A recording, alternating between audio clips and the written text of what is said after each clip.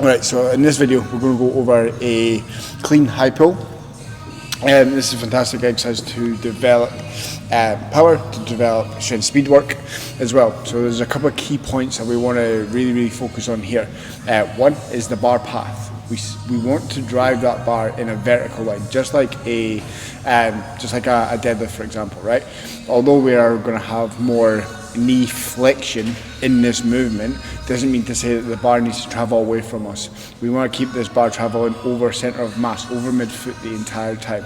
Doesn't matter when we're extending at the hips all the way through to that high pull position, the bar wants to still be over center of mass as much as we possibly can, all right? So hopefully the audio here doesn't like cut out as I go through the actual movement itself, but what I might do, rather than doing it full speed, is I'll break the movement into different parts just so the audio doesn't cut out or crackle or anything like that, and you can actually get a better representation of where the bar needs to be, where the hips position needs to be, and things like that, alright? So if I'm here, stance-wise, we want to be in a position where you feel the most stable, where you feel you can generate the most force and the most power, right? So typically we want to be roughly about our conventional deadlift position, foot position, right?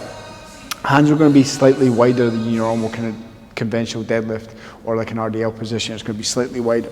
So if I turn the bar this way, my deadlift position, my hand position here, is my index fingers, my pointer fingers are going to be on the knurling here. With a clean high pull, I'm going to be a thumb width, or a thumb length, sorry, further in to the knurling, all right? Reason being is just going to put my wrists and my elbows in a better position to finish that high clean pull, all right? So what we're going to be here is bar over center of mass. So we want our midfoot to be right under that bar, all right? We're then going to take our grip position here. We're then going to kick our hips down, screwing our feet into the floor, driving our knees external. So external rotation here, feet into the floor. We're going to set our hips down, we're going to engage our scapula, head up. Now what we want to do here, again, is keep that bar traveling in a vertical line. So from here, we can drive up, up, up. From here, as we triple extend the hips here, we want to then boom, up, and we finish here, all right?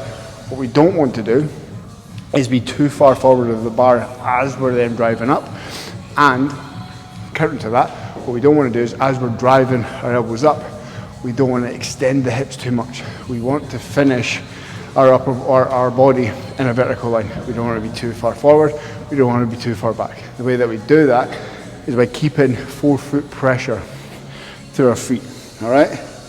So what I might do here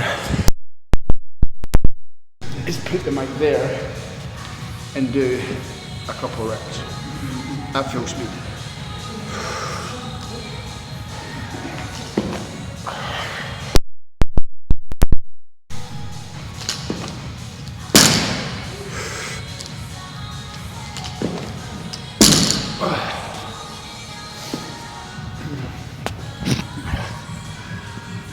And what we want to think about as well is when we're finishing in that pull position, we don't want to think about lifting the bar. We want to just think about lifting our elbows.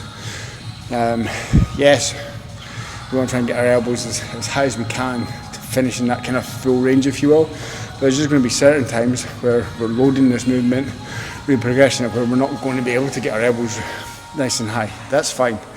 Again, this is all about trying to generate as much power and speed of the bar. So again, don't worry too much about the range that you're actually pulling up to.